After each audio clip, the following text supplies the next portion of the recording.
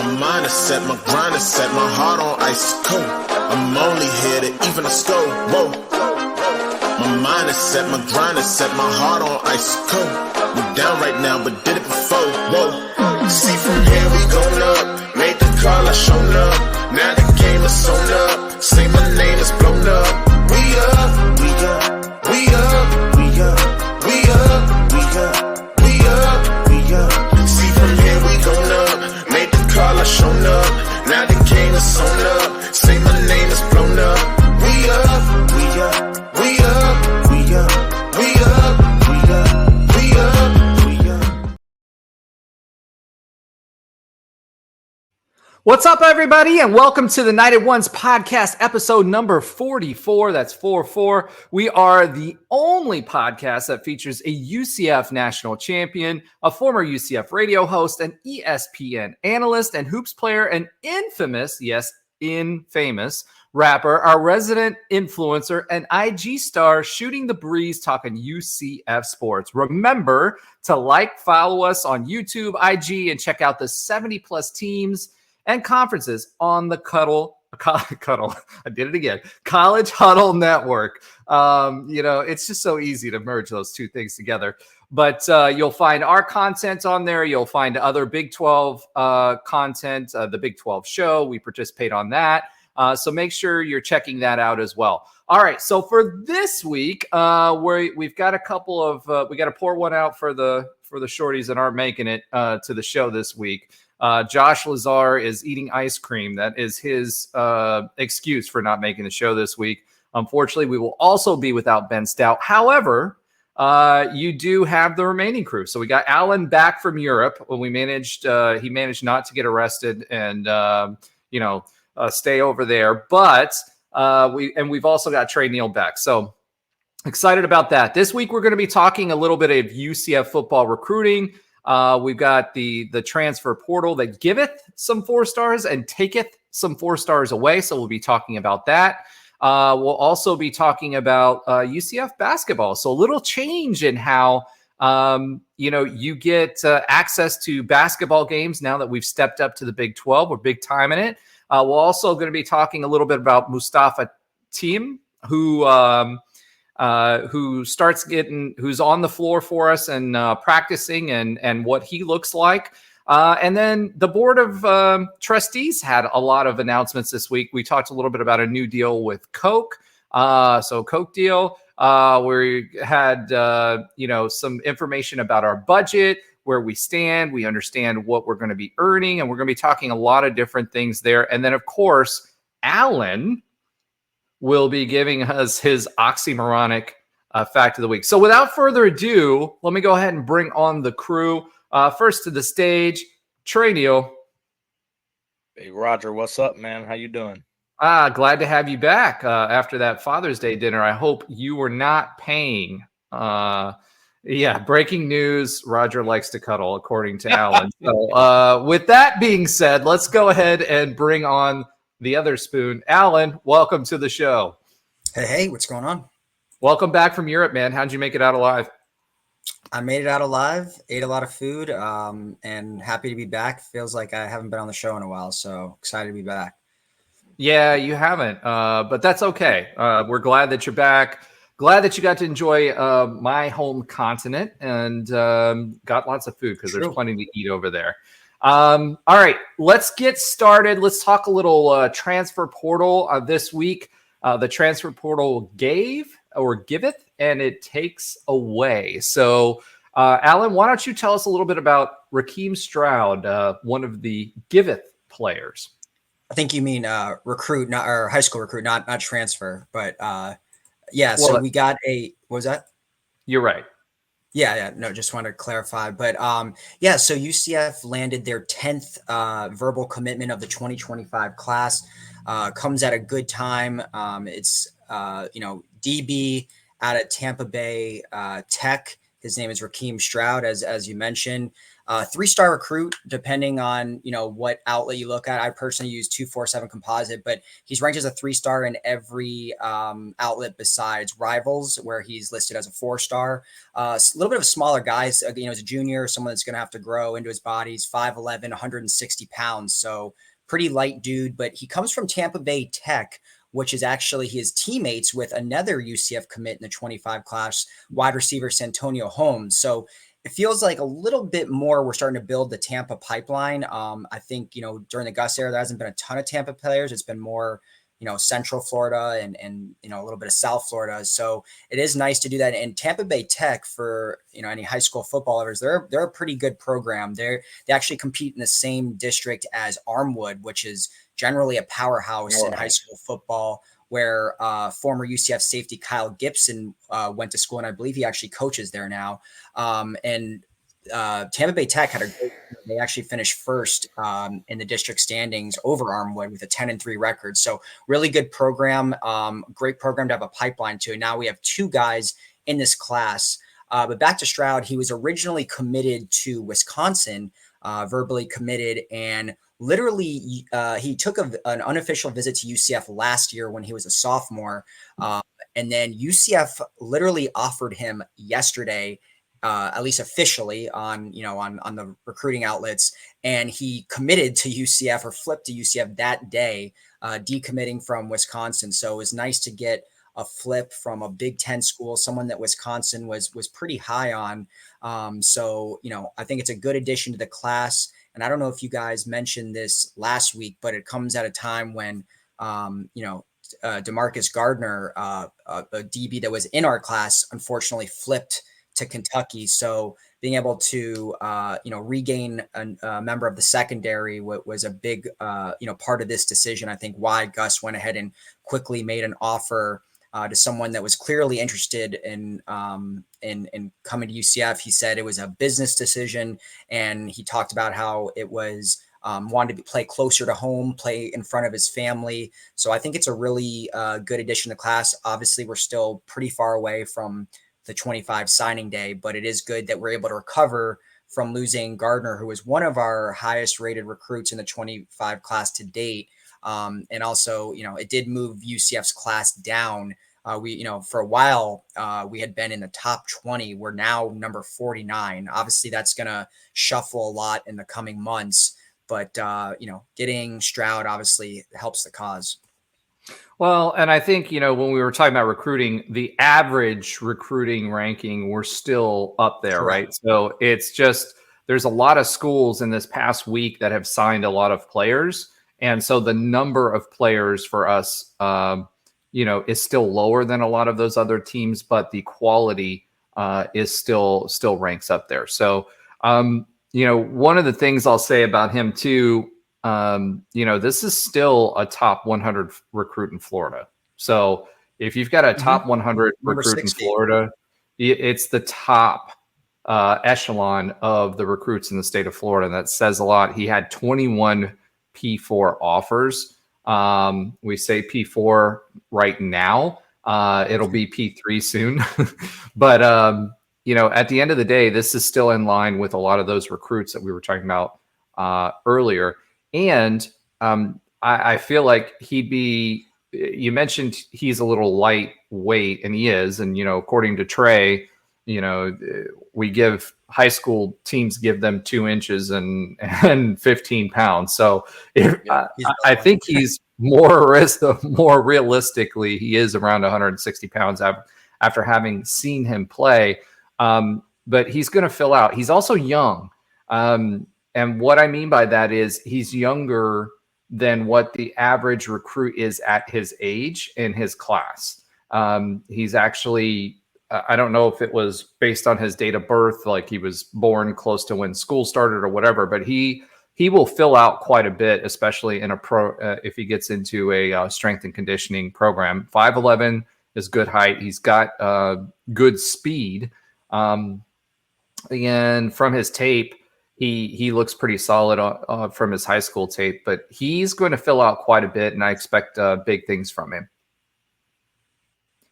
Yeah, I definitely agree. Absolutely.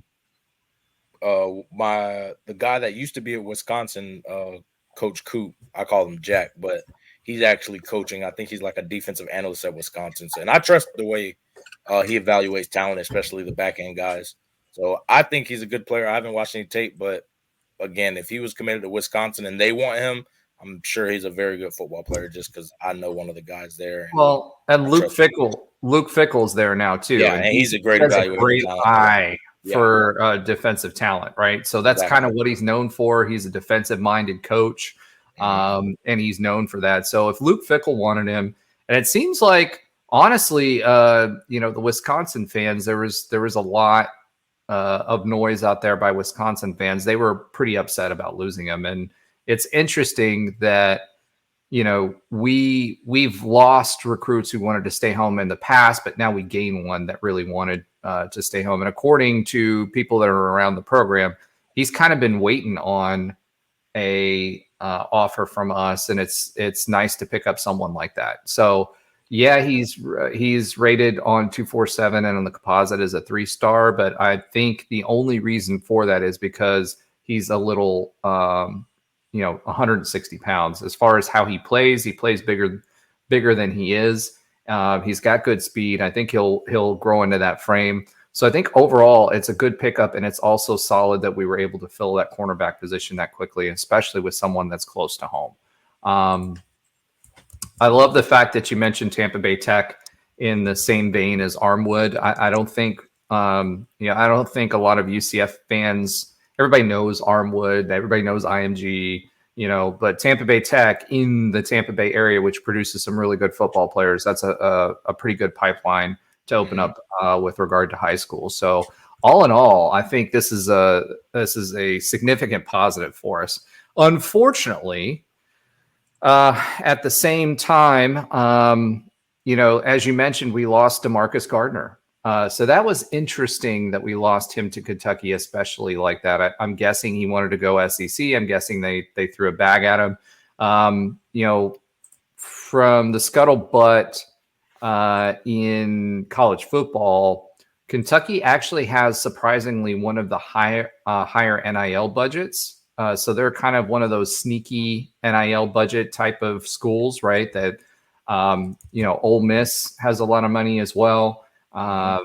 That you don't think about, right? Because they're not Florida, they're not Miami, they're not Georgia, not Alabama, but Alabama actually doesn't have as robust an NIL program as you think. A lot of that was people going there to get the NFL.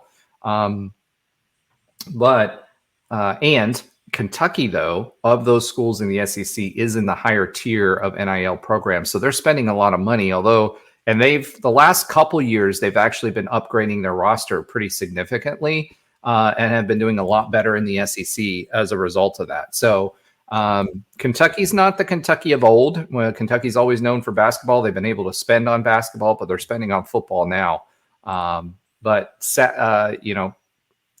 Would have rather have kept DeMarcus Gardner, but depending on who you talk to and what you read,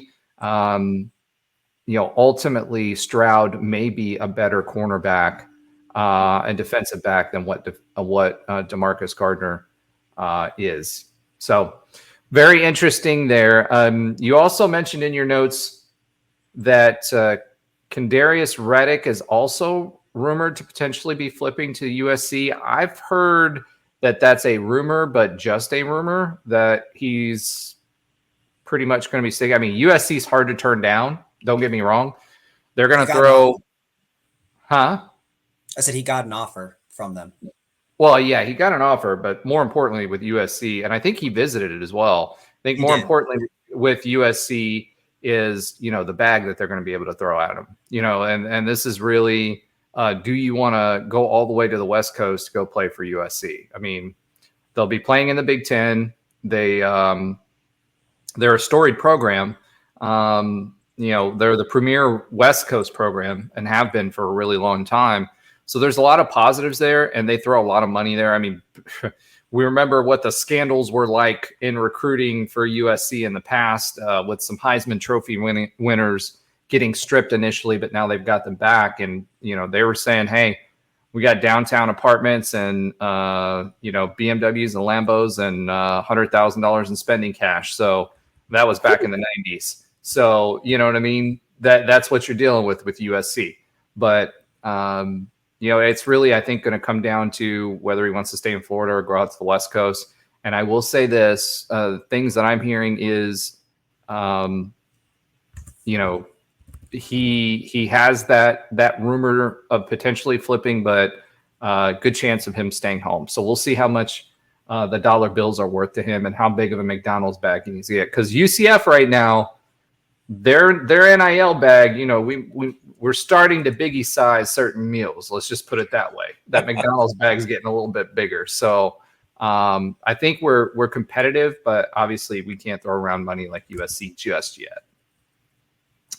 All right. Other news. Let's go ahead and pivot. Wow, nobody's doing it. Thank you. Let's try that again. Let's go ahead and pivot. All right. Thank you. Alan's still a little slow on the uptake. I think he's jet lagged or something. I don't know what's going on. But so, UCF, I don't know if you guys checked your inboxes today, but UCF sent out an email for a Big 12 all access pass. This is a sign that we're entering into the big boy territory, folks. And a lot of this episode really is going to be around who UCF is in relative to college football. And there's a basketball championship all access pass. So it's basically a membership program hosted by the Big 12 at the men's basketball championship tournament. And basically you can lock down your rights to have certain seating for a fee. And so now UCF is participating in that as well. And depending on how much you're willing to put down, it locks it down, I think, for 10 or 20 years. Alan, did you have any more details on that? No, I thought that was I did not have any more details on that. Sorry. Alan with the truth bombs there. So yeah, basically, at the end of the day, they're promoting a Big 12 all access pass so that you can lock down your seats at the championship for the next 10 to 20 years. Prices, depending on where you want to sit, is $1,200 to $5,000. You can lock down. This is if UCF gets in, or you could go to any Big 12 champions regardless of the team that's in it. Regardless of the team that's in it, right? So you're just basically locking down the right for the next 10 or 20 years or whatever for a fee to have basically the right to buy a ticket. So a lot of, mature. What? Yeah. So think about it this way. A lot of mature programs, and this is why for UCF fans, those priority points that we've been accumulating, if you're a season ticket holder, become important, because as we start to fill out these arenas, right? And Josh was a great example of this last year, where he was selling tickets to like Oklahoma fans and everybody else for a premium, right? It becomes a trade all in itself. If you've got, if you've got tickets at the Shoe for Ohio State, they actually, or LSU, they pass those rights generationally when people die. So basically the right to pay the premium to buy the ticket in those seats, if you're in mature programs like that, basketball programs, Kentucky's that way, Notre Dame's that way. There's a lot of different programs. Kansas is that way. You basically pay money to have the right to buy those tickets or buy those seats if they're premium seats. So they're starting that process now with the Big 12 tournament, which is interesting, based on the participation on it. You can either buy the right to be able to sit courtside on floor seats. You can buy the right for lower bowl. You can buy the right for what club to buy purchase. But you got to remember, this is a UCF perspective that we're applying to the Big 12 championship game.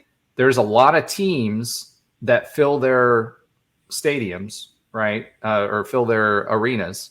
And I mean, if you ever watch even students trying to get tickets for Kansas basketball, they will camp out 3 or 4 days beforehand for the right to buy tickets to get into the game, right?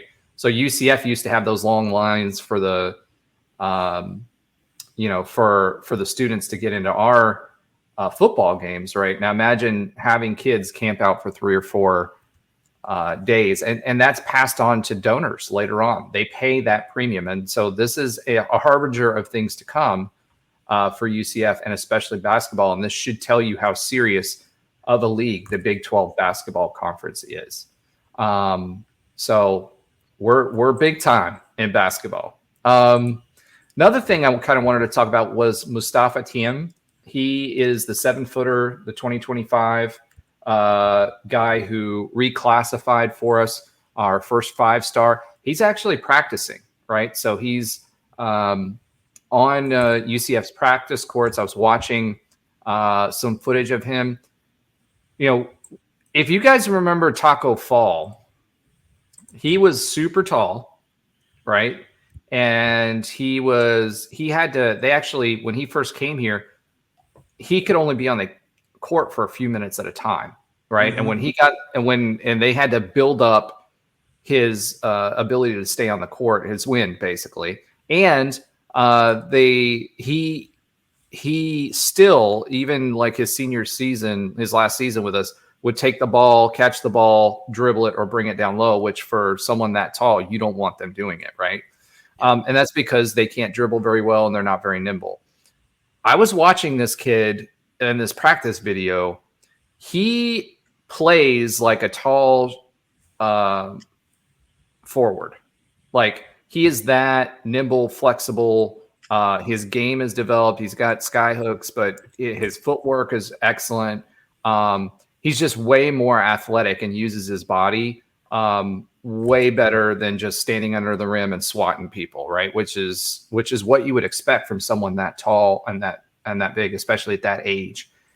This kid can play, and he's got not just the defensive aspect of it, but he's also got the offensive aspect of it. So I'm expecting a lot of big things. There's a reason why this kid's a 5-star recruit.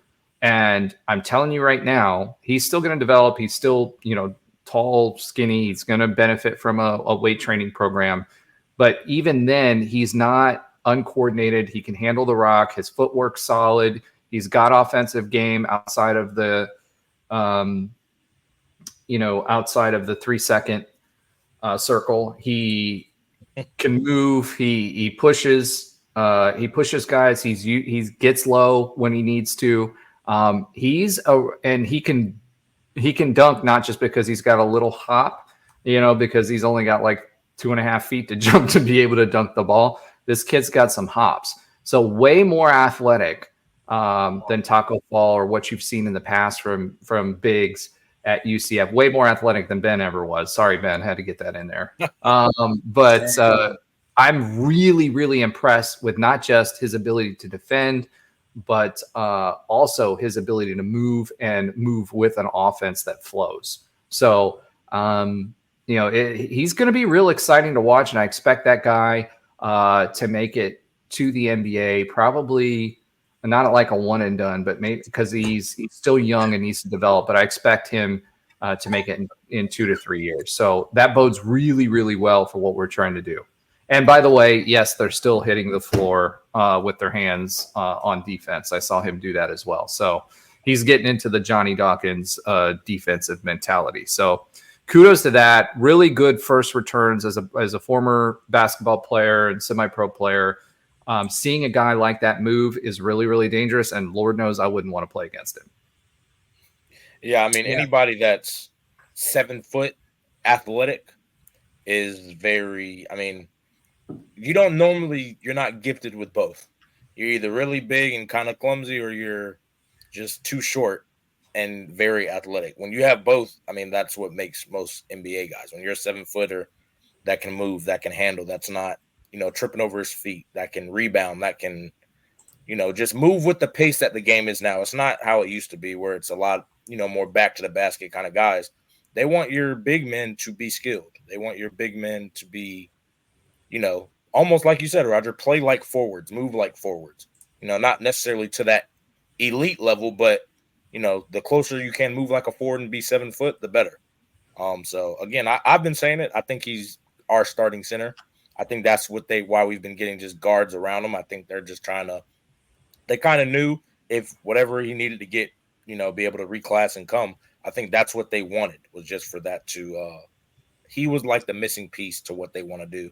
And, hopefully we can have what we had last year as far as defensively, but, you add in these uber talented guys into those spots, and that's where you kind of combine it, and it makes a high quality team. We beat Kansas with, we had a great season, but I wouldn't call those our guys on our team just, Kansas level players. I'll say it like that, like those elite level players. I think, let's be real. We threw them together. There's some of those. Yeah. Some of our players could have played for them, but we also had some inconsistency in the play as well, right? And it's not. I think just even the talent pool that Kansas gets every year, them Kentucky, Duke, Carolina, those kind of teams, Houston's are getting those 5-star guys. 1 or 2 to actually, some of them are getting 3 to 6 of them every year.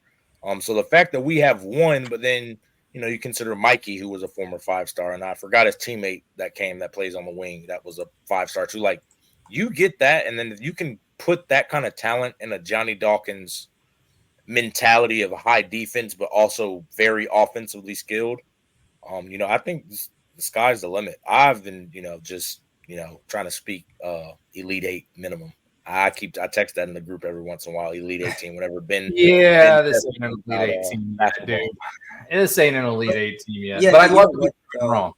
Yeah, I just think if it all comes together with the talent, it could be a special team. I think it could. I think just on the surface of talent, as far as recruiting stars wise, this is more talented team than that 2018, 2019 team that went to a tip-in of almost beating one of the most talented Duke teams ever. And I think they're more talented than them. I just think, again, it all has to come together perfectly. The guys got to buy in, and we'll see. I think that it could be a special season. Yeah, it's nice to see. Basketball obviously isn't getting the early returns in recruiting as much as football has. Obviously, there was an instant boost going to the Big 12 that football is seeing, which obviously that's not a surprise that basketball isn't, but even just getting a kid like this who's, was considered the number 1 center, one of the top centers in the nation. But then just in the transfer portals, kind of like you just said, Trey, like Mikey Williams and Benny Williams and JJ Taylor. These were all, former 4-star recruits in high school. And, UCF football has always benefited from the portal, even before the Big 12, getting these really highly recruited former highly recruited guys. But UCF basketball hadn't. Most of the transfers were kind of unheralded.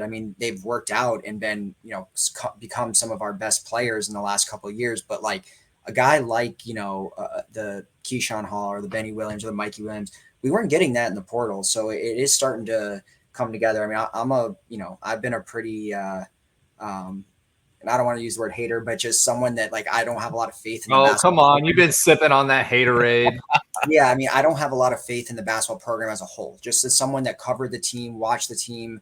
I just never, and Ben's agreed, and I think most agreed that they just never invested the resources like they did in football, which is understandable, but I never saw any reason why they would turn around, even in the Big 12, just because I just felt and now they are starting to do that. But when you couple that with how hard of a conference it is, I just haven't had a lot of faith, just because it's pretty new what they're doing with the basketball program, making a little bit more of an investment in it. But when you saw just how much the football program changed in the matter of a decade and how much effort they put in, when you compare that to the basketball program, it was such a wide gap. But it does seem now that it's starting to make some moves.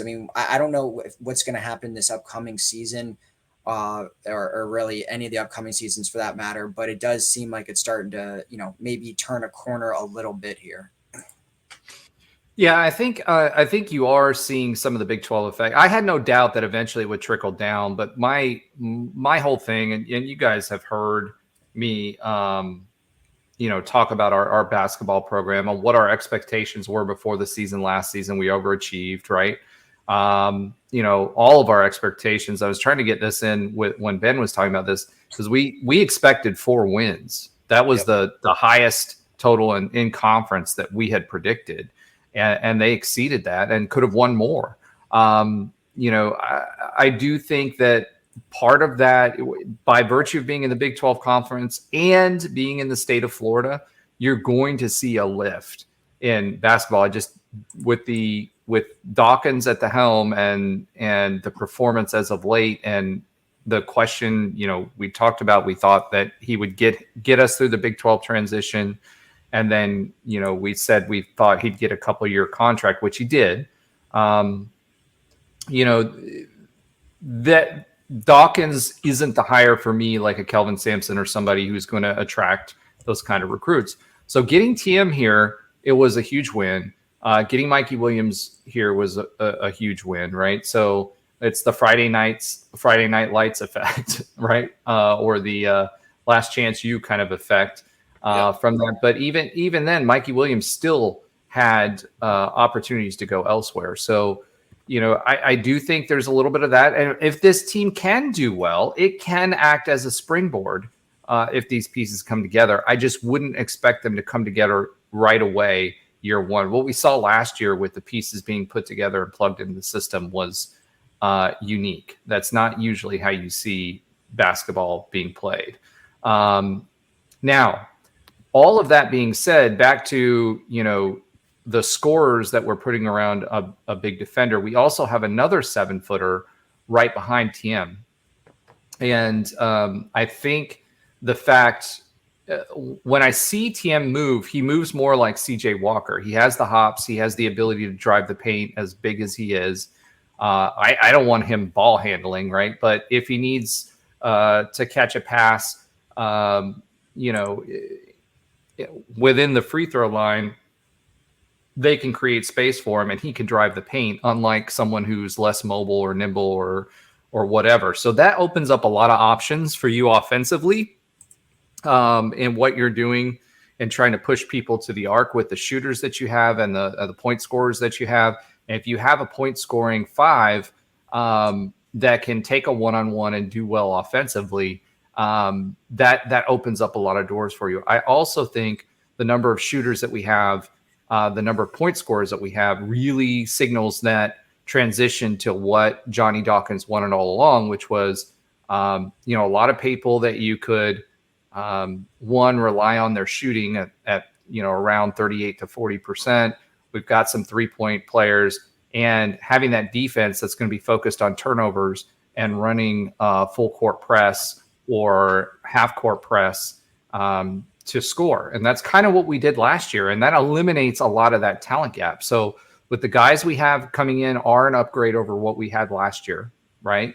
And the fact that, we're still going to have that same mindset, I think that will translate to some wins on the court, and we'll see how that goes. But at the end of the day, we got to stop thinking about us as AAC or Conference USA basketball.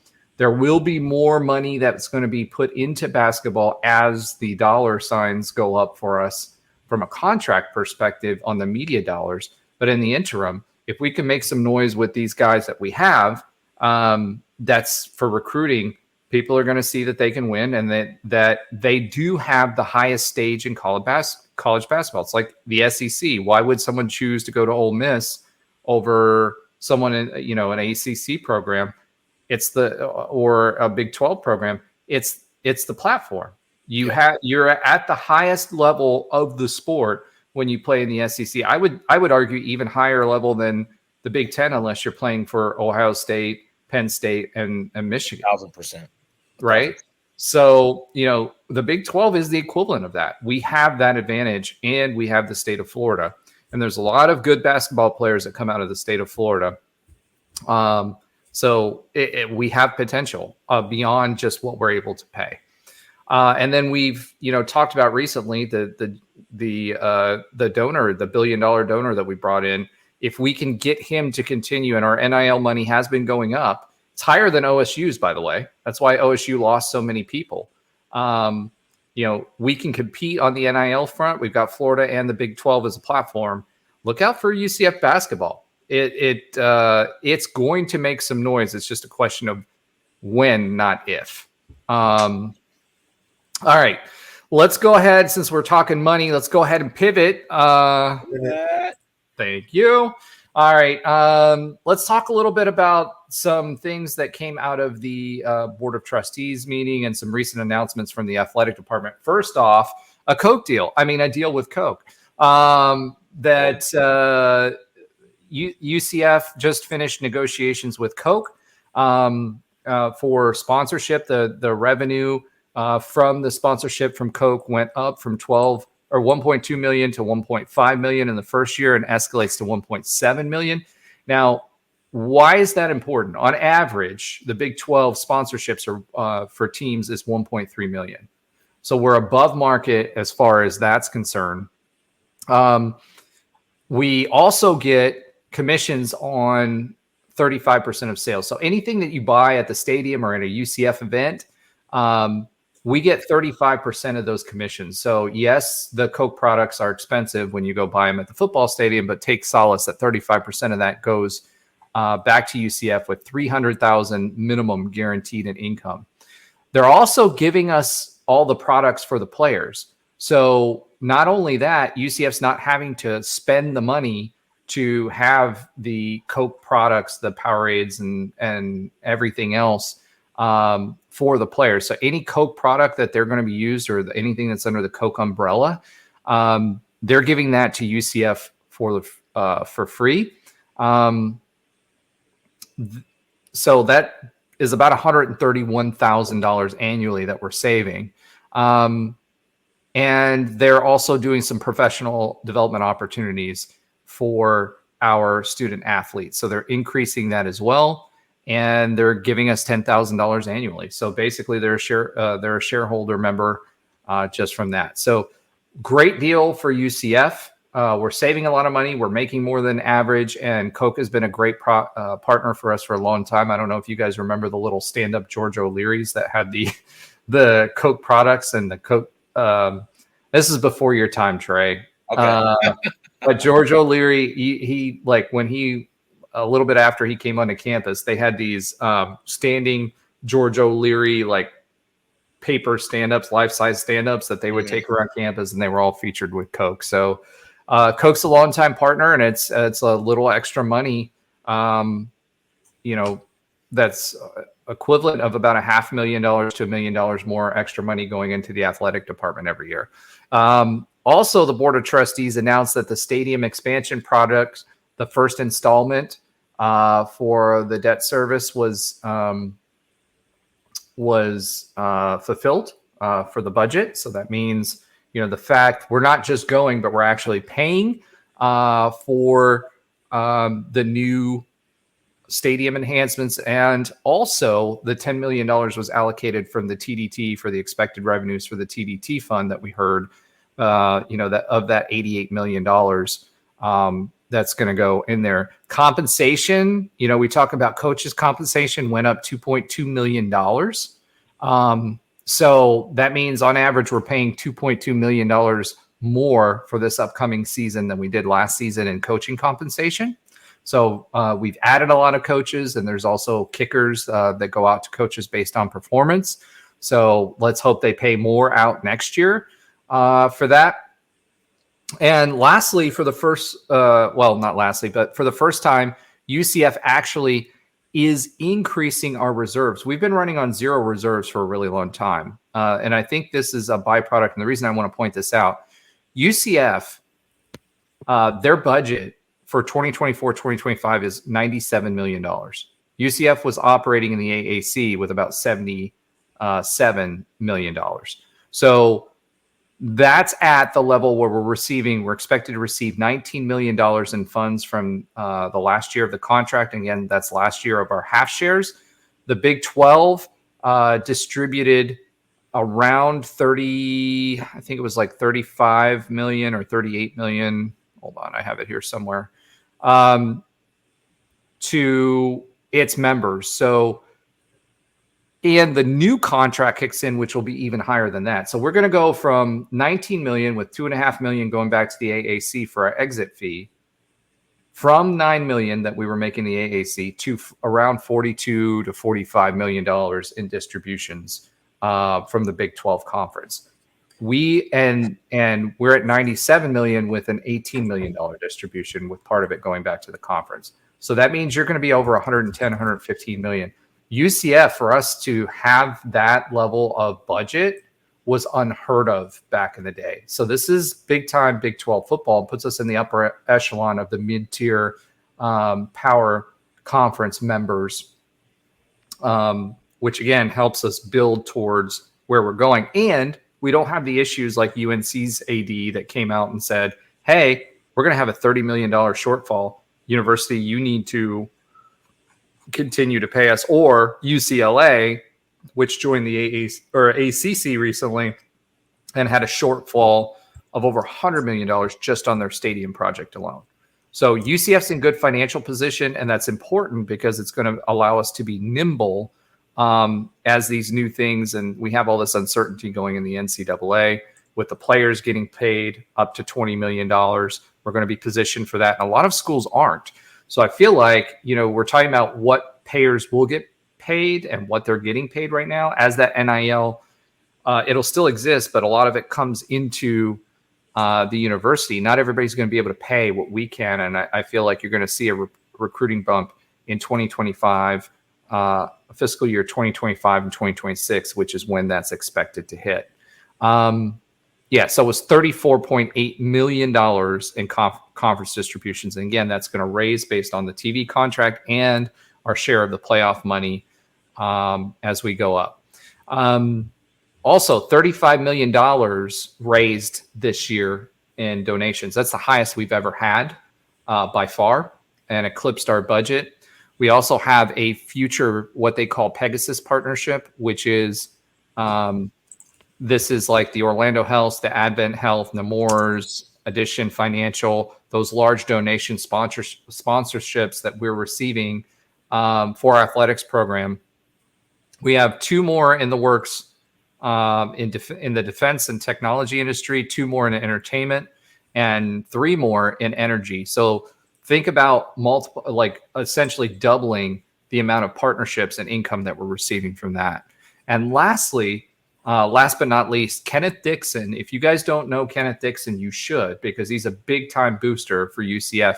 Donated $10 million for some of it going to academics, but most of it going to athletics. They're actually going to honorarily rename Orion, the road Orion, after him that we have on campus. I don't know if you guys remember, but $1 million used to be a huge donation. Now we've got $10 million coming in, and Kenneth Dixon and the foundation has contributed a lot more than that. So that's huge boost for us. So when we're talking about basketball, we're talking about getting our facilities done, we're talking about moving those things along. That's what's enabling us to do it. And we've always been one that didn't have the big time donors that have been around, because we haven't been around. It's starting to happen. So the Roths, and now we've got the No Bull owner, and we've got the owner for, gosh,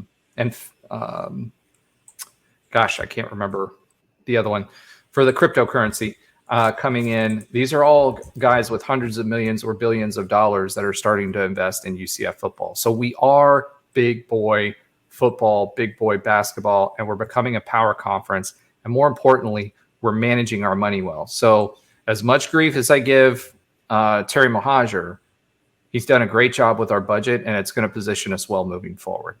All right. Anything you guys want to add on to that? I mean, I think it's just show me the money.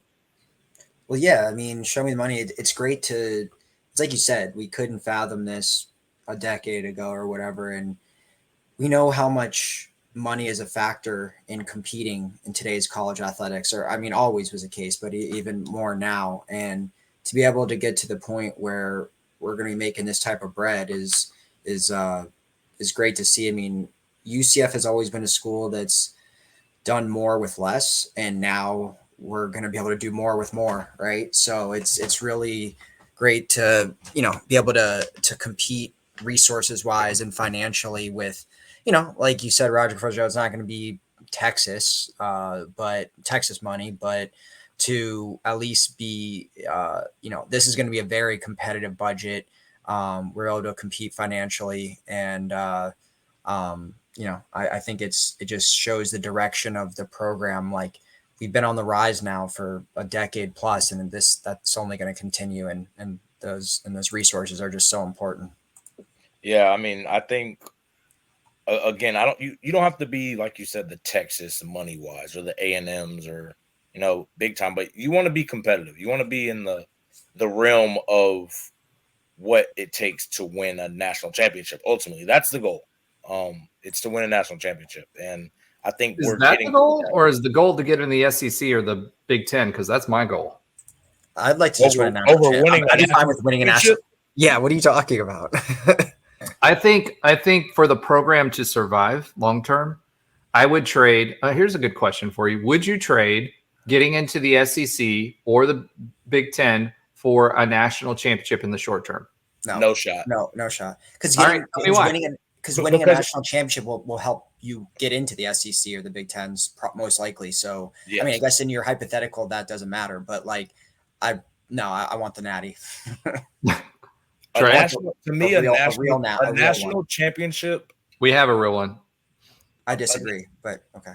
I know. A national championship, like, it solidifies us forever, in my opinion. Like, for sure. And I think that's, at least to me as a competitor, like, obviously I'm not playing now, and obviously I would love to go to the SEC and just compete. But, that's when you can win and it's no disrespect to us, because when you can go into the college football playoff, beat all the teams in front of you, and literally you're the last one standing, no questions, no ifs, ands, or buts about it.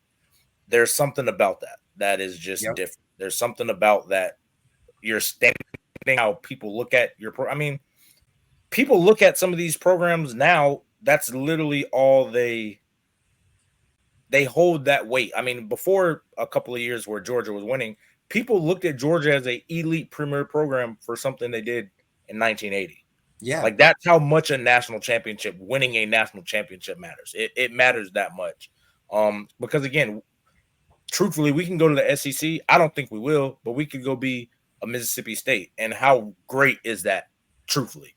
How great is it being? I'm not saying we would be, but the possibility is there. I don't think it will happen, but I wouldn't trade being a national champion for being a Mississippi State, a Vanderbilt, Auburn. I wouldn't say Auburn, but like those kind of teetering teams that, I'm in the SEC. That's really all they can sell.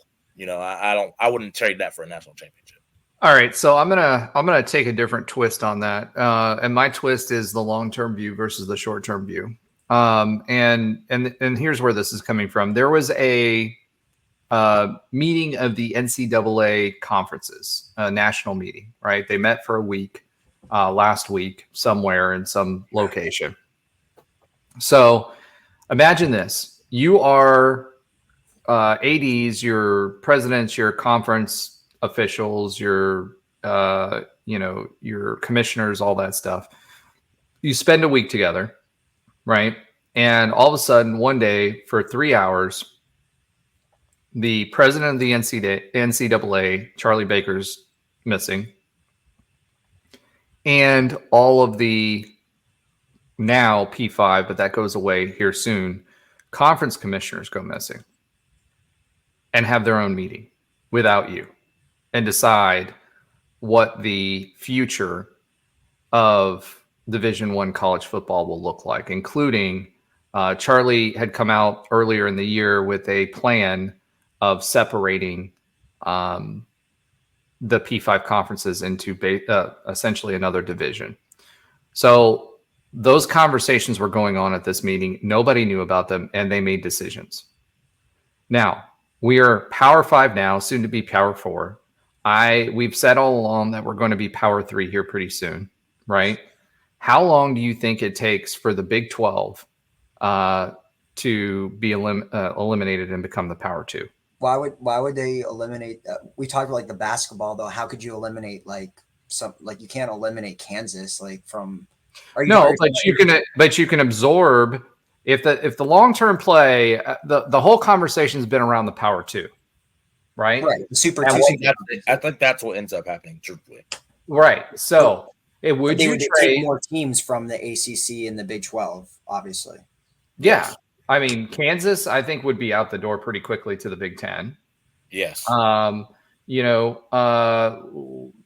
Let's talk about who else is left. I think West Virginia Florida would State, be. Clemson would be in. I mean, Yeah, but that's the ACC. I'm talking about the Big 12 right now. Oh. Who would be left if let's say they're done with their ACC raids, they're making this Power 2 conference. That's going to be the new Division 1.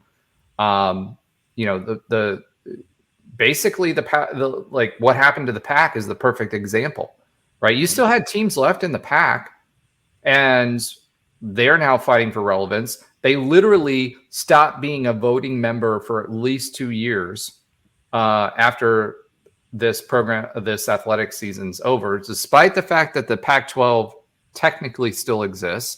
There's 2 members. They haven't figured out what they're going to do with the Pac-12, but their voting rights go away. Right. So, all right, same thing happens to the ACC, right? Same thing happens, when they get back around to the Big 12. Would you be happy with a national championship and all of a sudden be relegated to essentially what's Division 2?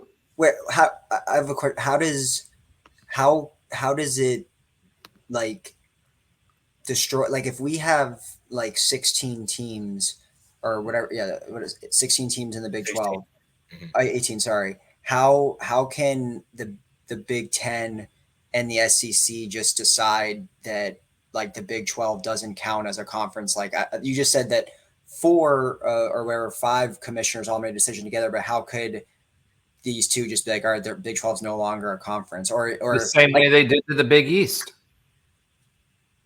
The exact same way they did the Big East. You say, hey, we took the teams that we wanted. You've got no power teams, true power teams, or Power 2 level teams left in your conference. The next negotiation is contingent on the Big 12 teams agreeing to leave. Like if we all stuck together, but you're saying if they would choose. Dude, we said the same thing about the Big East. We said the same thing about everything else. If any team in the Big 12 is approached by the SEC or Big 10, gone. Yeah, they're gone. 99% going to leave. They're gone. So, which starts the fracture, and then that starts the every man for himself, and that's what essentially happened to the Pac-12. USC and UCLA went to the Big 10, and they're like, well, those are kind of the quote-unquote big dogs. We have to panic. And Oregon ended up leaving. And who was the last team? Washington. That went to the Big 10. Yeah, so Washington. Then Utah. So Utah, Arizona. Okay, let's get that's just the Utah didn't want to leave. They fought it. They fought it the whole time. Yeah, Arizona State fought it the whole time. Like, they didn't want to leave. But, hey, the life raft's gone. So you're saying if we don't get selected in this hypothetical of not Natty or this – you're saying what UCF's football program would just cease to exist? Like it would be there'd be no UCF football. No, what I'm saying is you're going to be relegated. You're relegated. The whole time we've been fighting to move up the ladder, right?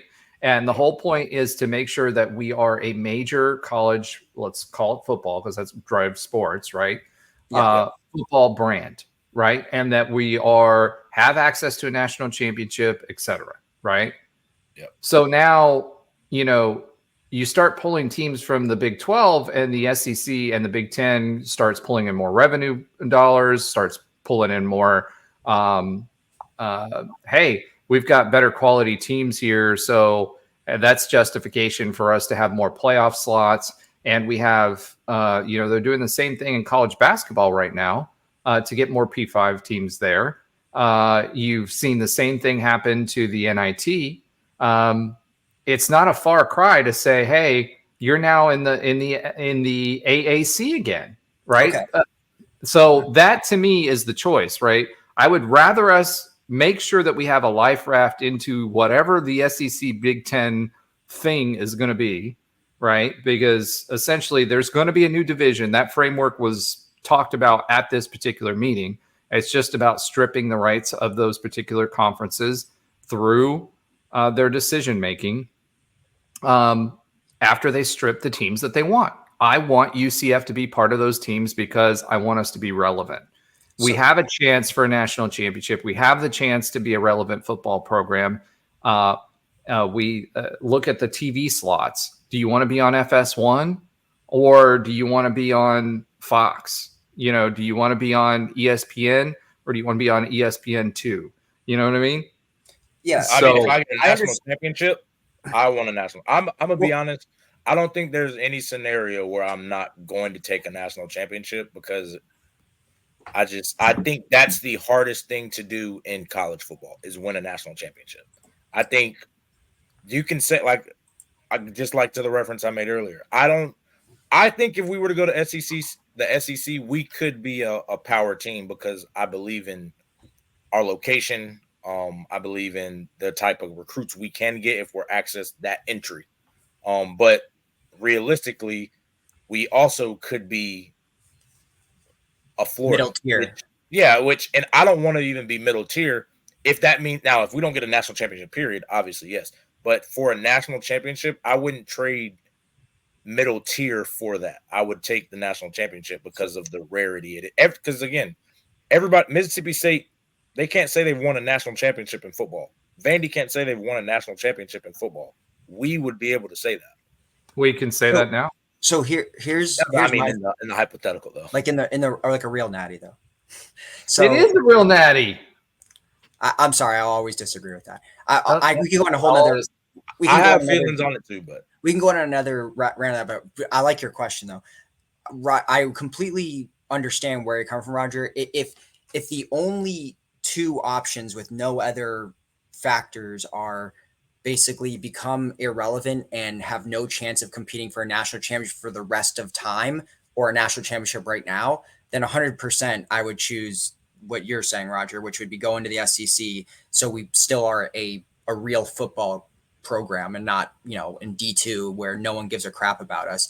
But in my mind, if you win a national championship, I don't see how they could leave us out. How could you not bring in a national championship winning program if they strip the Big 12 and we win the national championship next year? Are they really going to exclude a team that won a national championship 2 years prior or 1 year prior?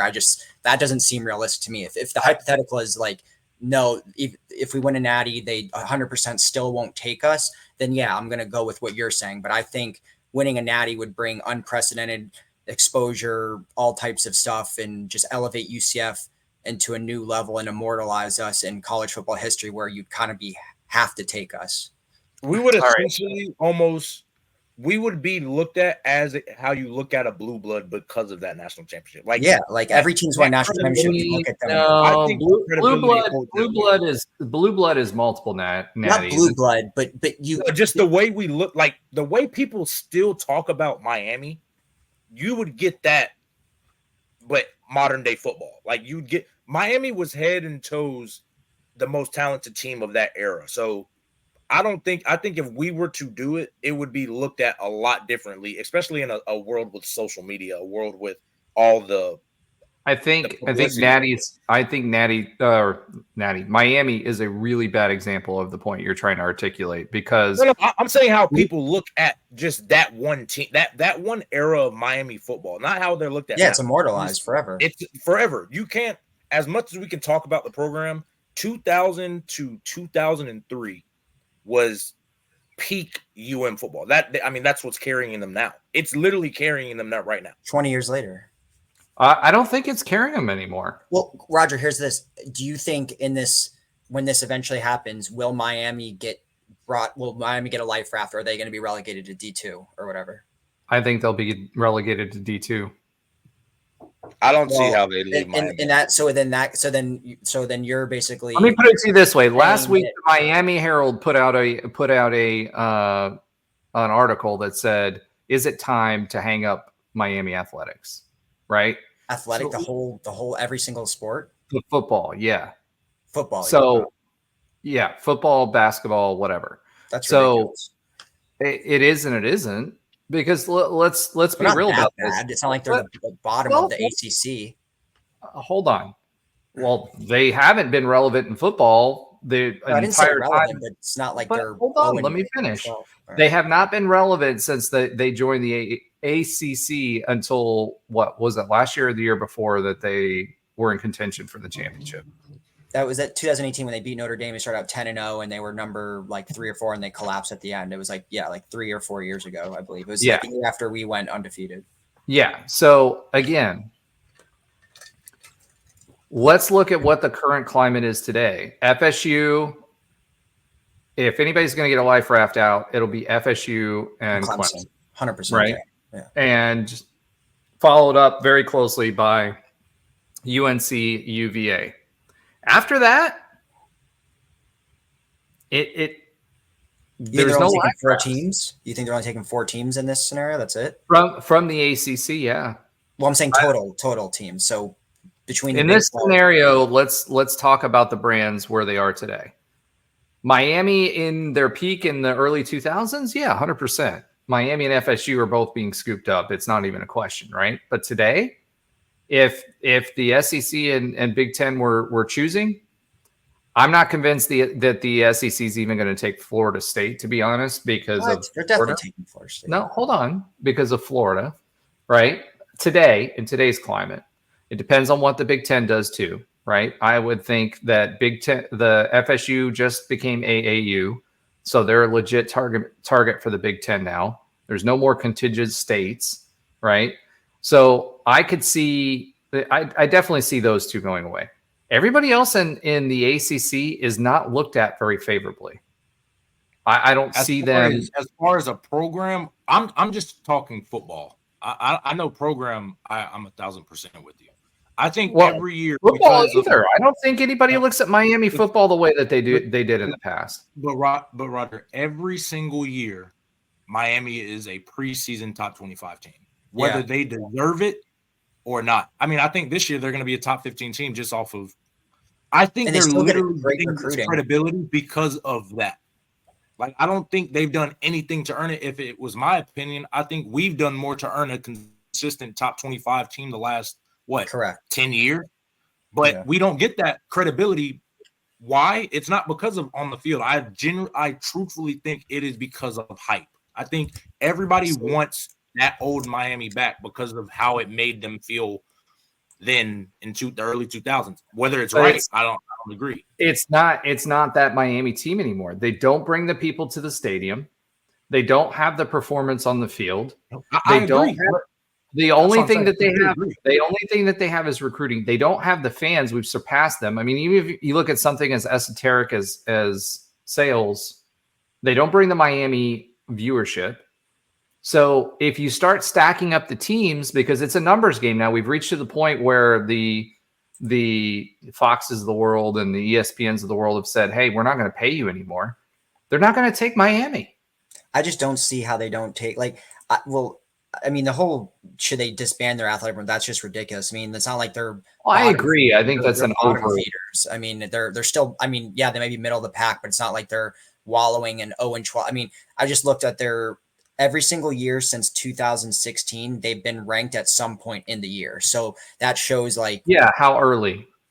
I don't know, but I'm just saying like really early. I'm not saying they deserve it, but the fact that to me, that's my point though. That's what I'm trying to say is every single year they're going to consistently get this hype as if they're an elite program, a top 25 program, and they're not. But why do they keep getting the benefit of the doubt? It can't just be recruiting because a lot of teams recruit. Well, I think it is because of recruiting, because those preseason polls, and you're talking about preseason polls, not during the season polls, right? Yeah, those preseason polls are based off of the recruiting that's coming on and the talent on the field. Miami has had talent. They've not been able to execute. And back to your point about the article, Miami is a small private college that has like 15,000 students if you're counting both undergrads and grads, right? Yep. And the reason Miami dumped as much money as they did into the football program at the time was because they needed to compete for students. The Miami article point was, hey, you don't need that anymore. So, what's Miami's priorities, right? That changes when you no longer have to have athletics as the front porch of the university, right? For for academics and to drive academics. So it takes one Judy Genshaft and crater the whole particular program, or say, hey, we're just not going to take the leap and spend $20 million to pay student athletes. Stanford said the same thing. Definitely see them. I could see them doing it. I'm not saying it. That doesn't mean they wouldn't have any athletics. Like still no, but what they're talking about doing is saying, hey, kids, step back and not participate in this Power 2 program. And that goes back to the crux of my conversation. UCF always wants to and will continue to want to participate at the highest levels of college athletics. We've been striving for that for a long time. I feel like if I were the president of the university, I would rather say one Natty championship now, or the potential to have more Natty championships later. Why wouldn't they include us if we won a Natty next year? Why would they not include a recent because Miami this is a 10-year play, and again, there's only so many spots. What we have going for us that Miami doesn't is that we have 300 and some odd thousand alumni and growing 15,000 per year, right? And we're bringing the viewership numbers for Central Florida, and there's no professional sports teams outside of the Orlando Magic in Orlando. So that's why we've been called a sleeping giant for so long. If Miami can't put it together and be relevant in football, I mean, they have been relevant in basketball lately, but if they can't do it in football, I don't see Miami being picked up. I just don't see it. I mean, I guess I would, if I was the president, I think I agree with you. I think you have to look out for the long play. Just me, myself, as a former athlete, I would take the national championship, because I think that, I wouldn't say transcends sports, but it just, you can have that no matter what happens any other time, because people always remember. I mean, who's won the last 30 years? There's probably been 10 to 15 different people that have won national championships. At most, yeah. Well, yeah, Alabama kind of through the curve. Yeah, I mean, it's not like it's something that it is a concentrated group realistically that can say they've won. I played in the national championship game and won. It's a very specific and small group out of the hundreds of teams in college. I don't know. That's just the athlete to me. I do agree with you though, Roger. The president, if I was the president and looking out for the best interests of UCF, yes, I would trade a guarantee for a possibility. I mean, I guess my thought behind, I'm not looking at for me, the national championship wouldn't be about, oh, it's going to make me super happy as a fan. It's just my opinion in this hypothetical is that that would incentive. If you're already talking about UCF having these advantages of being a sleeping giant and being in Orlando and one pro team, adding a national championship to all of that, I just don't see how that's a lock. That's a lock. That's to me is a lock. Then if they already have these inherent advantages, you add a Natty, it would be very hard to argue against it. So forget me as a fan and being happy about the short term. I think that short-term championship would lead to the long-term thing you're talking about. I mean, you may disagree, which is understandable, but that's just, I'm not doing it because, I want a Natty. It was Natty now versus Power 2 later. What? It was a trade. The question was Natty now or Power 2 later. So you're saying that I can't add what I just added in, is what you're saying? Yeah. Correct. Okay, then I'm choosing Power 2. Yeah. Okay. All right. That was a long way to get there. But that's my view. That's my view on it. I'd much rather everything that we do has to be towards, our goal our near-term goal should be to get as high as we can in the Big 12 and compete for championships, because we want to be relevant in 10 years when this turns around and the Power 2's faucets completely get turned off. Here's another question I'll ask, a second question.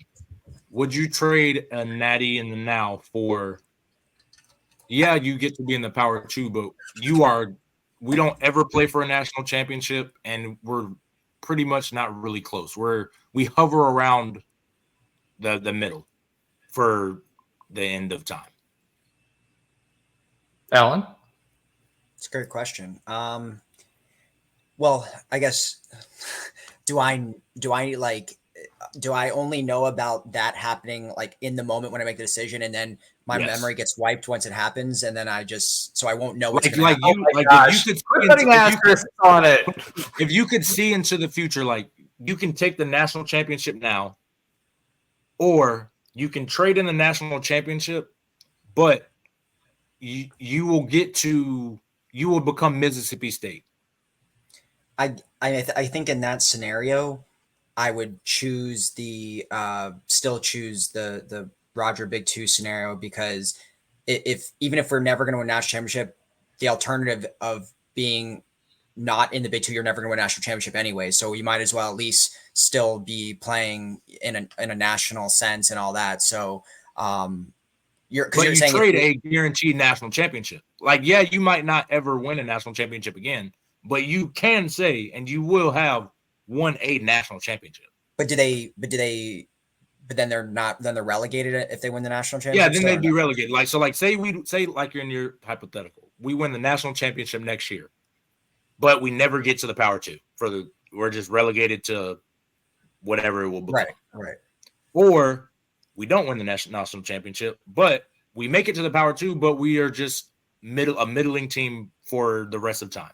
I would choose the middling team. Yeah, I would choose the middling team because at least you're still in college football. If you're in D2, you're not like a real team. I mean, that's so I would just I get that you never win it. I would just accept the heartbreak of that. Okay.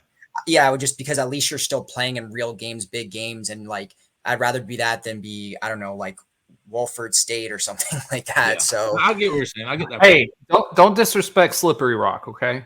I just honestly, that name, I don't even know where that came from. I just somehow thought of that name. Well, there is a Wofford. Wofford. WOFFORD. It's not a state. Something like that. There's not a state, but there is a Wofford. And Roger, there is a Slippery Rock. Would you do? Yeah, 100%. Like I listen. Give me big time college football, screaming fans, being relevant, being known as a national brand. Yep. Give me that experience versus being in the AAC again 100 times of the week. Because if you're in the AAC, you're going to lose those fans. You're going to turn into Miami. You're going to turn into Tulane, who used to fill 60,000 people stadiums in the SEC back in the 60s and 70s when they were relevant, and then got out of the SEC. And you see what they are today, and they build a 30,000 person stadium or less. Give me that. Give me relevance. Give me the ability to talk, since we're a clean show. Give me the ability to have that weekend experience every year where, hey, even if it's winning 8 games a year or 7 games a year, at least I'm going to a game thinking I can win every game, and I'm playing big time college football. Sorry. That's my. I understand. I agree. That point. Yeah. That makes sense. You're almost trading. You would essentially be trading a guaranteed championship for just relevance, almost relevance. Like relevance. You'd be relevant for a point in time with that championship, but let's look at these schools like ECU. But you go back to Miami though. Like that's kind of Trey, your scenario of like winning a national and never winning again. That's kind of like maybe Miami will win again, but it doesn't feel like they'll make it. I mean, I know they won more than one. They've won like 5, but like they may never win again. So yeah, I agree. Basically, would you want to be? Would you want to be Mississippi State or would you want to be Miami? I think that's a bigger conversation. That's a bigger one. That's a tougher decision, in my opinion. That's a tough decision. In that one, I'm choosing Miami because the pure like joy and amazingness. There's a nostalgia to that team. You're thinking about Miami where it is today. I don't think it's going to be in a Power 2. Okay, that's what we're saying. Even in that scenario, there's nothing that convinced me to like. It already happened for them, so it's not a hypothetical. They won 5 championships. I think if you ask any, like, you go to Miami and go, hey, look, we're going to take away all 5 of your natties, and then in that scenario, you can go get a life raft. No way. Like, you can't take away 5 natties, that 01 season, all the amazing things that happened. Like, that's just too much history to take away. One random season, I could deal with that, but I wouldn't take away 5 natties for in that scenario. All right. So Alan's going to try to barter the number of natties he has to give up to be relevant. Well, I'm just saying that they already happened, not like. I think I think like again, we're speaking from a perspective of like I think if we were to, because I look at the 2017 season that year and even the 2018 year, that stretch of time, I don't think you guys would trade that stretch of time to be relevant in the SEC. I don't think people would make that trade. That's not even relevant would you trade? Here's the best question right now. Would you trade 2017, 2018 UCF peak to be Mississippi State? Oof, that's tough too. Well, it's only tough because we still have the opportunity to rise above where we are today. Now, if you said, hey, you stay where you are today, or you're Mississippi State, or you have the 2017, 2018 season, give me 2013 and give me Mississippi State. I love you, Trey, and I love that. I mean, you're in our show. I was more so saying like you just not get rid of because it's just hypotheticals, but like just those prime, because I think this is how kind of what you're saying, Alan, is there is a nostalgia to these teams. Even like we're going to talk about these teams, and not just because I played on it, but 10 years from now, unless these teams, which I hope they do, go out and do what we did and go undefeated and go win a real national championship, that nostalgia carries our program because of eliminating history is a whole different argument, because Roger's argument was winning a hypothetical natty in the future. Eliminating our history, that's a completely separate argument. You know what I mean? Like that would be tougher in my mind than a hypothetical future championship that hasn't happened, that I haven't experienced yet. It's like you're wiping away like something I've already experienced. The reason I say it like that is because I know how we felt in those 2017-18 seasons. I couldn't imagine going into the college football playoff and winning a national championship. I can't imagine how UCF fans would. Right. Like we were unbearable with the controversial national championship. We're still unbearable. What are you talking about? We never stopped being, but we're not bearable. I agree. But that's what I'm saying. Like, I think because the runs aren't as often, that when it happens like that, you cherish those kind of teams. You cherish those kind of moments. So I don't know. I think would I rather that than Mississippi State? That's a question. I don't know. Obviously, if I'm the president, I'm taking Mississippi State just financially, and it makes sense. But just as my, I think of it this way. I think of it this way. I experienced 2017 and 2018 with my kids. Right? They were at the games, the home games. They weren't in the away game. Well, Maryland. My son was with me in Maryland when we went to the Maryland game. We experienced that together. Now, if the next generation or their generation after that can't experience that, or is relegated to, the cows, right? The cows, right? I'm sorry. I'd rather have the opportunity to experience big time football and winning at a high level, even if it's an 8-win season every year. I'd rather experience that than the 2017 to 2018 run if my kids and their kids will never experience big time football. That's fair. Here's a twist on it. Okay. Oh boy, a twist. All right. So we just talked about how Miami won 5 championships, and you wouldn't want to erase that nostalgia or that history. What happens if UCF could go, because you said, Roger, this, Big Two thing could happen in about 10 years. What happens over the next 10 years? UCF wins 5 national championships, but they still get relegated for whatever reason. What about in that scenario? Would you trade 10 years of just pure elation where we win 5 natties for basically being Mississippi State in the 10 years from now? Question for you, I said I'm taking the one. My answer is the same. My answer is the same because look, to me, it's the same scenario. I would 100% give up national championships for relevance. I'm sorry. Like if I can't, five's a lot. Five's a lot, dude. This is as a former competitor, right? You know this, Trey. Like I compete in the business world. I competed on the field when I was playing there. I competed on the court. Like I'm a very competitive person. I even compete when I'm doing CrossFit.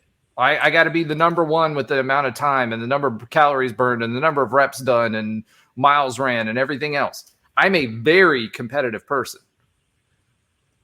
But if I can't even get to the field to compete on something that's relevant, I'm sorry, I don't. It's like if you ask me, okay, I made this choice. I could have went and played for Army in college. Full ride scholarship, could have played football for Army. I chose an engineering degree that I thought that I would have the opportunity to be an engineer and work on spacecraft, right? As competitive as I am, I chose that. Now, the reason I chose that, would that have been different? And if I would have been starting for a Florida team or somewhere else, I may have considered it, right? But this is the same decision that people are going to make as athletes or student athletes later on.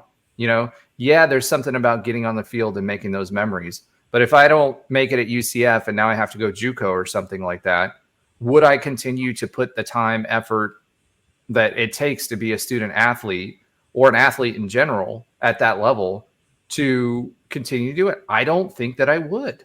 And I think that's ultimately what's going to, because it's 3 years of memories versus the rest of your life. But your relevance argument is interesting because you say, all right, we'll be basically Mississippi State or whatever. But I don't think they're relevant. That's just me. Exactly. I don't think they're relevant. Say, Vanderbilt isn't relevant, even though they're in the SEC. They're not relevant. So you're playing big time college football, but that doesn't mean you're relevant. You're just but Vanderbilt is less than relevant. It's like you're good. That's the equivalent of the G5 team that we do a bye game with when you're in the SEC. But relevance is only for football, because baseball they are 100% relevant. Yeah, but I'm saying other sports they are too. But even if you're that's why I said Mississippi State. I don't think they're Vandy. But they're not relevant. Mississippi State's not relevant. No one's going in. That's not a team we talk about. That's not a team that is brand-wise a national brand. Yeah, they're in the SEC, but they are predicted to be a middle-of-the-pack SEC team every single year. There's nobody in the country will say, I think Mississippi State can win the SEC. I don't even think they think they still bring 60 to 70,000 fans and have great tailgates.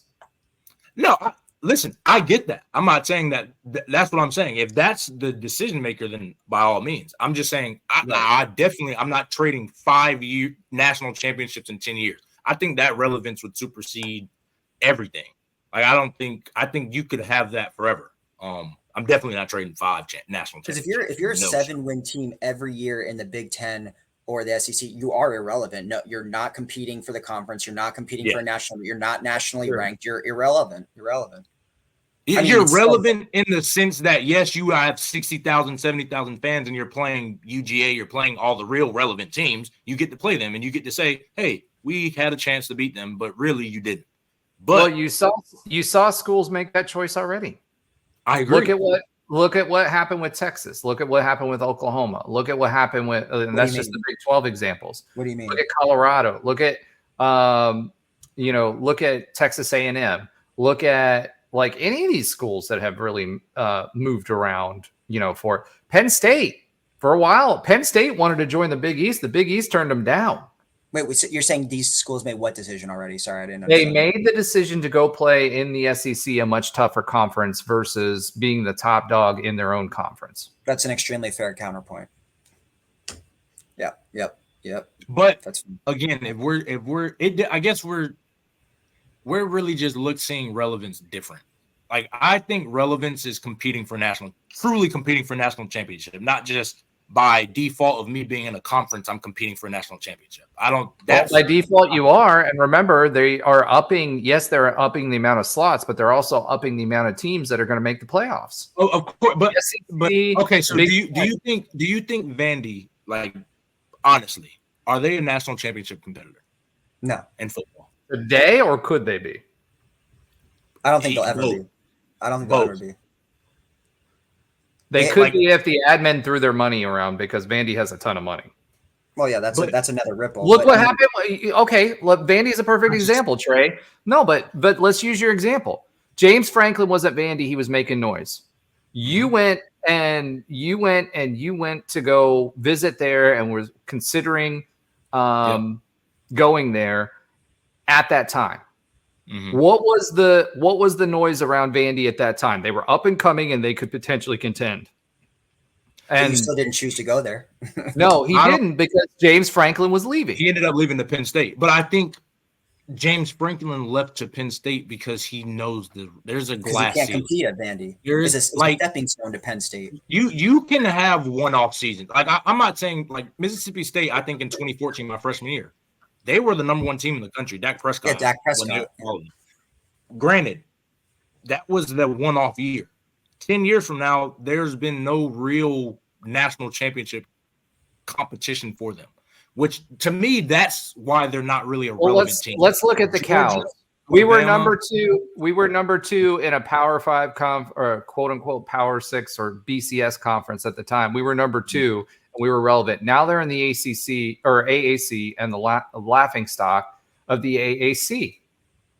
Would you rather be the Cows? I wouldn't trade it for that. Have that number 2 or championship versus being where they are today? Roger. We are not about to downplay number 2 in the country. No, but I'm saying, yeah, it's completely different. It's an analog though, and here's why I'm saying this.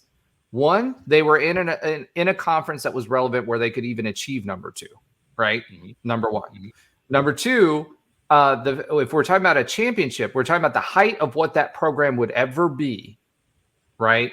Versus getting downgraded to what the AAC is now, which is Conference USA 2.0, and doing terribly in that conference. Now, they've made some steps to be middle of the road, like 6-6 in that conference now. But even then, that's not really saying anything because Houston, Cincy, and we left, right? But at the end of the day, and this is not a poo-poo on the moose segment, I'm just saying it's an analog because they hit their peak relevance, which for us would be the equivalent of a national championship. And now they're a foregone conclusion that nobody thinks about. But it's not the same. The number 2 isn't the same as a Natty. Because nobody thinks about them is because there's a million teams that have been number 2 in the country. Like, and that's where like there's a different, like plenty of teams have been number 2 in the country and nobody remembers them. What about Georgia Tech? They won national championships. Nobody talks about Georgia Tech anymore. And as soon as the ACC implodes, they went from an SEC team with national championships to a middle of the pack ACC team that's going to get left behind and not part of the Power 2. They're not even looked at as a relevant part of Power 2, as much history as Georgia Tech has had. They won a championship with George O'Leary there. Did they? Yes. I get your point. Trust me, I do get your point. I don't know how. I don't know. I don't think we look back at that Georgia Tech team, and maybe that's UCF could have been in that situation. Like maybe they don't look back. The reason I say it is because I think even our 2017, 2018 team is looked back more fondly than that national championship Georgia Tech team, just from social media. Like I think people hold that in higher regard than. You could go ask Georgia Tech fans when was the last, like, who do you know that remember that UCF team? Yeah. Do you remember the 1990 Georgia Tech National Championship? Maybe they might, but I just think just social media has boosted us to, a level of what I think that has a play on it. I think now, and I think that's why I was saying short term versus long term. How many of the only reason like the 2017 and 2018 teams are going to be remembered going forward, right? Is because of that Natty championship argument, right? Think about Boise State and where Boise State is today. They had undefeated teams. They won big games. They didn't have that Natty championship argument. They didn't have that argument, right? They went undefeated, but nobody argued that they were a national champion at the time, right? They took the, hey, ho-hum, we know our place kind of argument, right? Now look at Boise State. They're in the Mountain West Conference. They're not going to move up. They're not looked at like they were before. They were the darlings and the gold standard for a long time of G5 football. Nobody cares anymore.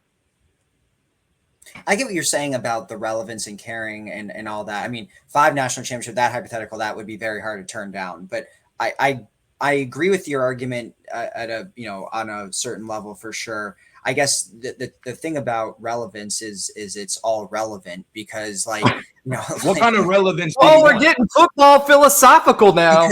Because it's funny. We talk about like all these, it's funny, even like whoever gets the lifeline and plus the current Big Ten and SEC members, realistically, it's not even like people that are in the top 5 of those it's really only like, if you think about it, like 8 or 9 teams that are actually relevant on any given year, and you have a couple one-offs. But if you really think, it's just like what you said, Trey, how many national championship teams have there been in the last 30 years? There's realistically in college football, there's at most realistically like 3 or 4 relevant teams at any given year. So I guess that's how it's always been. So if I guess it would be better to have the lifeline of being there. But I mean, yeah, because I think even if you're like the number, 15 team, you're still really not that relevant. It's better than like not being ranked. But like when you talk about true relevance, like the one that that everyone's covering, the one that actually has a chance, the one that's getting the best recruits, it's literally only about 10 teams. So like, I guess it's, it's a matter of, do you want to, it's still, I guess, better than being USF. Of course it is, but we don't say that. We don't say that word on this podcast. We say another example in my head. Would you want to be Florida right now? Would you rather be in the Big 12 or not in the Big 12, in the Power 2, not Power 2? Would you rather be, would you care if we were in the Power 2 and our program became what Florida is right now? Would you be happy with that? Well, he's saying yes, of course. Yeah, that's what the whole thing is, right? Yeah. So I'm gonna be honest. We can. I don't know. I don't think I want that. Look, do I like where Florida is? No, but you're talking about them every year, and they're playing in big time games, and they've got screaming fans and a great tailgate. It's 1,000% better than being in Florida or even Vanderbilt. It still is better than being relegated to whatever the new G5 or whatever you want to call it is. I agree with you 100% on there, Roger. Like, I mean, the original argument was more about national championship, but if we're talking about just strictly like, would I want to be Vanderbilt or Mississippi State versus USF in 10 years that could be in the D2? No, of course I'm going to choose Vanderbilt, Mississippi State, because at least there's something there. It's you're not winning natties. Or Stanford, for that matter. Stanford won a national championship in football before, and look where they're at today. And they're not going to be in the Power 2.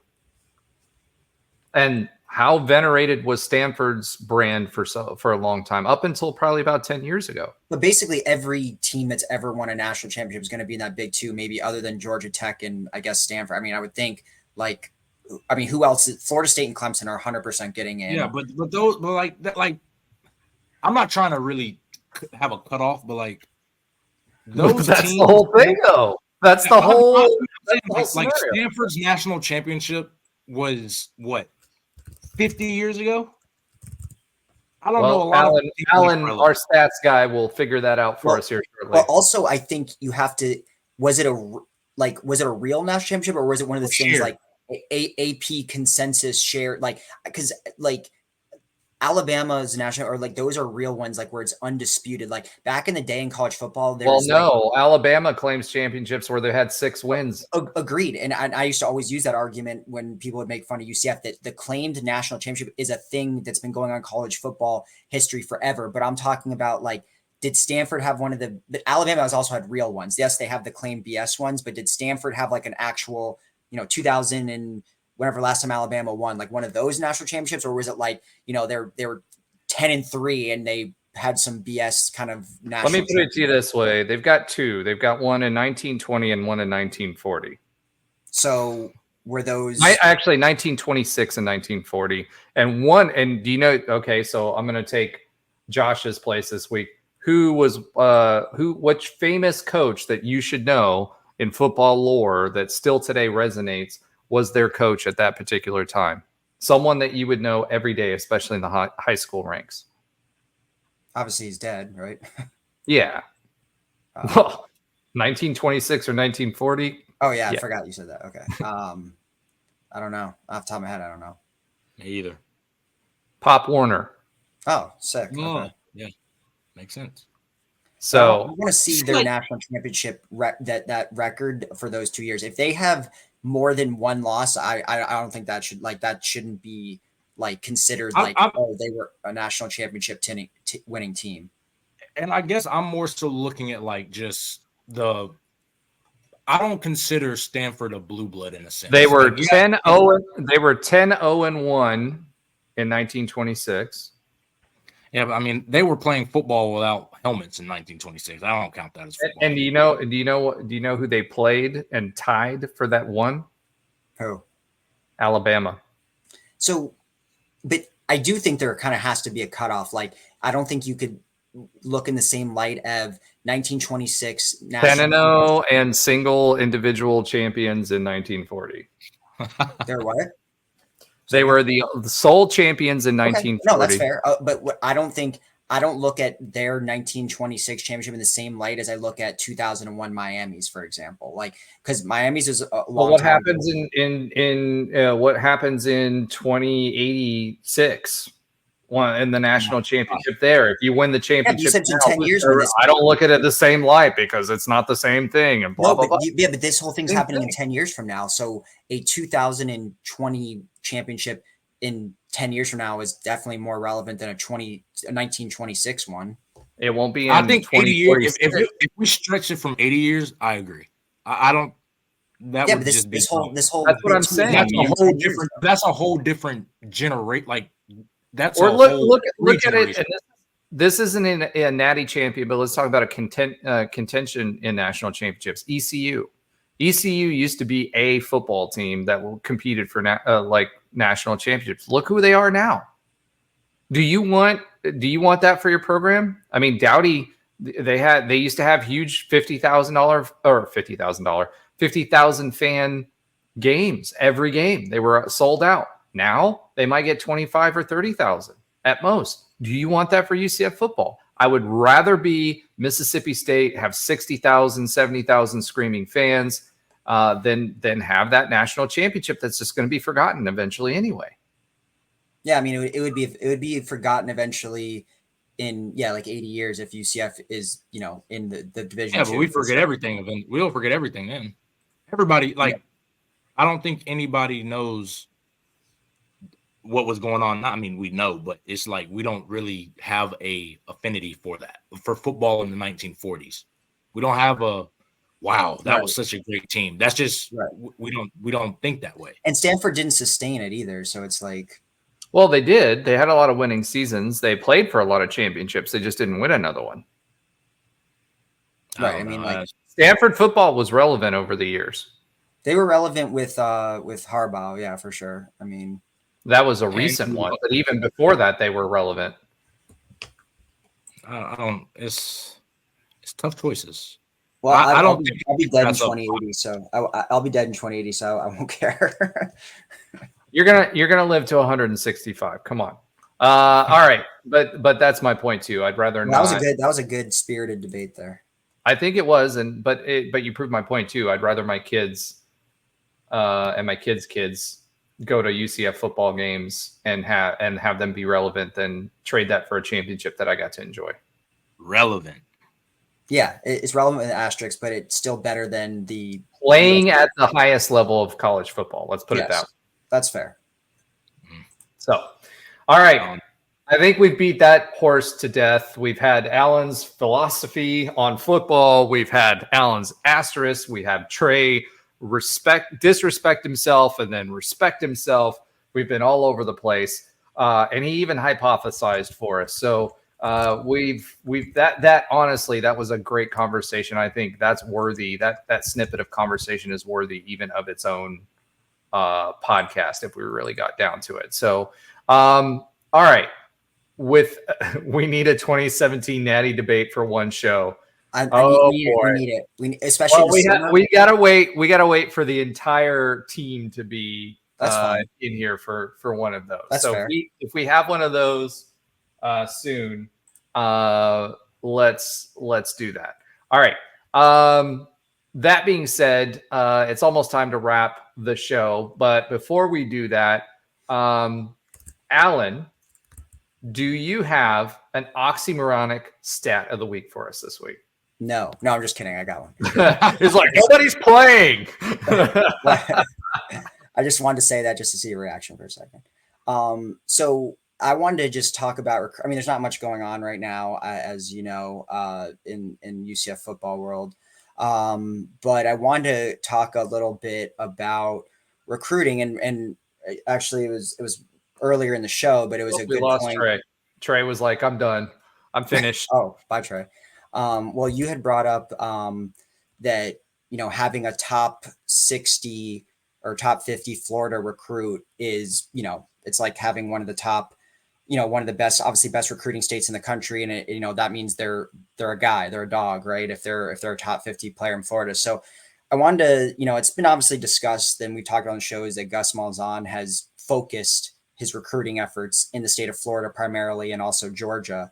But I just wanted to talk about the big difference in disparity between Heupel and Gus, just to show like how much it matters in the recruiting rankings, how much it matters in just relevance of getting like, the best of the best players, and how much it impacts the field.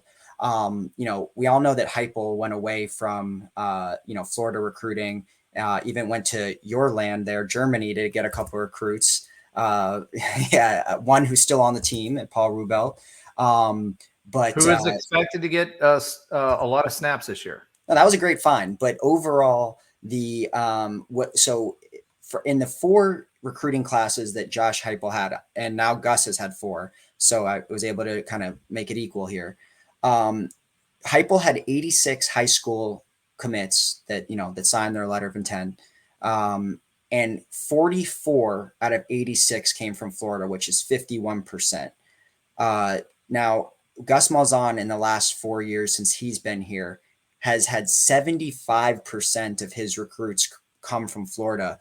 And the total number is actually 39. So he only had 14 less Florida recruits, despite, and has only had 53 signed high school, because obviously one being this class isn't finished yet, and also with the transfer portal, you're having less high school.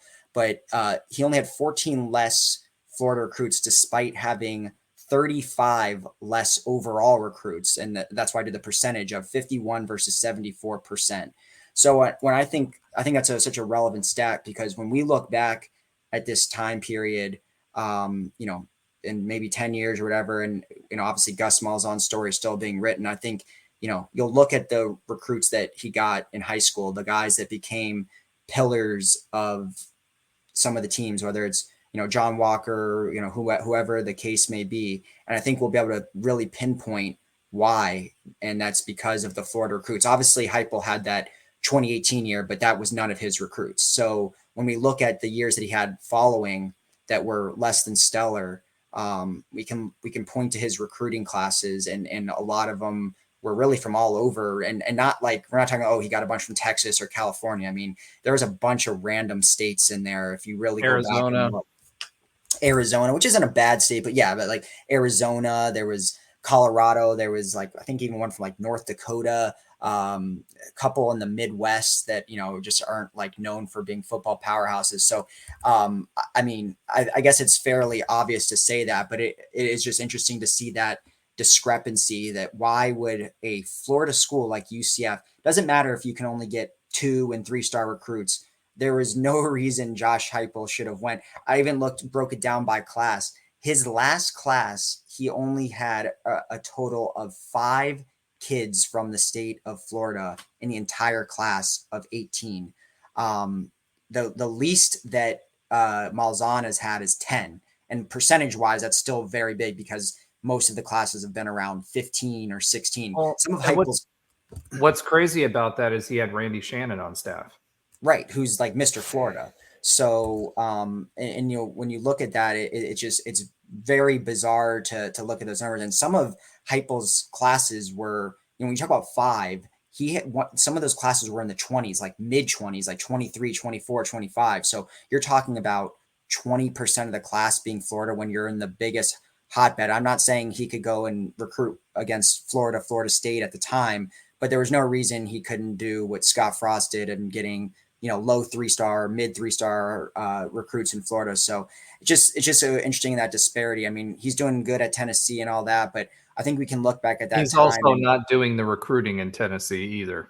Exactly.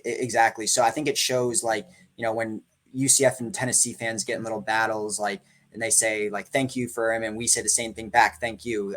Because Tennessee recruits itself, and he may be a great X's and O's guy, but that recruiting strategy I thought was the biggest fumble that any UCF coach has ever made in the history of UCF football. I mean, Wow. you could dismiss things about O'Leary, whatever, but when you talk about every Florida coach or every UCF coach that I'm aware of, that I know of, they've always recruited Florida. It doesn't matter if they're 2-star, 3-star, what, it doesn't matter the quality. They always recruited Florida. Well, Florida 3-star is different than a Nebraska 3-star. And that's why UCF has always had some level of success.